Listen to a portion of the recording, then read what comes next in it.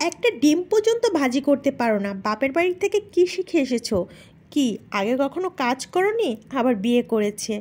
আমাদের কিন্তু প্রতিনিয়ত এ ধরনের কথার সম্মুখীন হতে হয়। আমিও কিন্তু এর থেকে ব্যতিক্রম না। প্রথম যখন বিয়ে হয়ে আসি, আমার হাজবেন্ড আমাকে একটা ডিম ভাজি করতে বলেছিল। তখন আমি ডিমটাতে হলুদ ইউজ করেছিলাম, আর হলুদ ইউজ করাতে সে অনেক হাসাহাসি করেছিল। বলেছে ডিম ভাজিতে কেউ হলুদ ইউজ করে নাকি? যদিও আমি জানতাম না যে কোনো কোনো এলাকায় ডিমে আবার হলুদ ইউজ করে না। আমাদের এলাকায় যেহেতু হলুদ ইউজ করে, আমি ওভাবেই ভাজি করে দিয়েছিলাম। আর বিষয়টা নিয়ে যখন অনেক মজা হাসি করছিল, তখন আমার অন্যরকম খারাপ লাগা কাজ করছিল, কারণ এই প্রথমবারের মতো কেউ কাজ নিয়ে খোঁটা করছে। আর এই জিনিসটা যখন আমি বুঝতে পারলাম যে এটাই হলো বিয়ের পরের অবস্থান, তখন আমার রিয়েলাইজ হলো যে বিয়ের পরে তো অনেক কিছুই হতে পারে। আর আজকে সে ডিম না ভাজতে পারা মেয়েটাও কিন্তু অনেক কিছু শিখে গিয়েছে।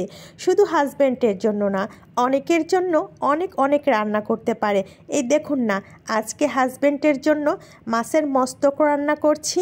সে আজকে এই মাছের মাথাটা খেয়ে অনেক বেশি তৃপ্তি সহকারে বলছিল 10-এর ভিতর 10 দেওয়া যায় তোমার এই রান্নাটা।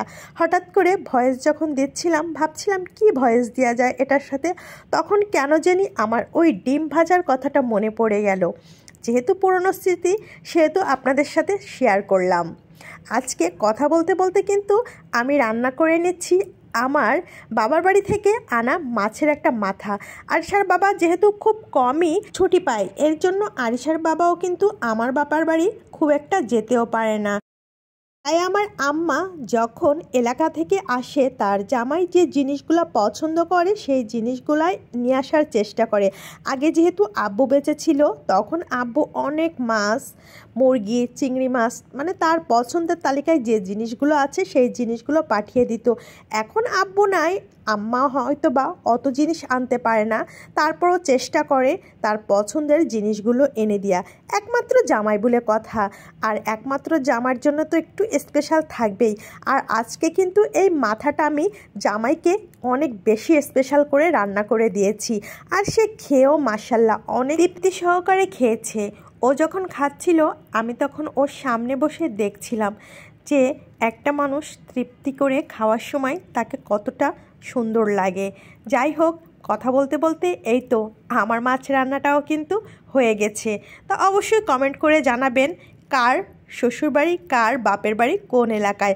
আমার বাবার বাড়ি বাগেরহাটে, মানে মাছের এলাকায়। আপনার বাপের বাড়ি কোথায় সেটা কিন্তু অবশ্যই জানাতে ভুল করবেন না। আজকের ভিডিওটা কেমন হলো অবশ্যই কমেন্টসে জানিয়ে যাবেন। আর আপনিও কোথা থেকে দেখছেন আমার ভিডিওটা সেটাও জানাতে ভুল করবেন না। কথা হচ্ছে নেক্সট অন্য কোনো ভিডিওতে। ভিডিওটা ভালো লাগলে একটা লাইক, শেয়ার, কমেন্ট করে দিবেন।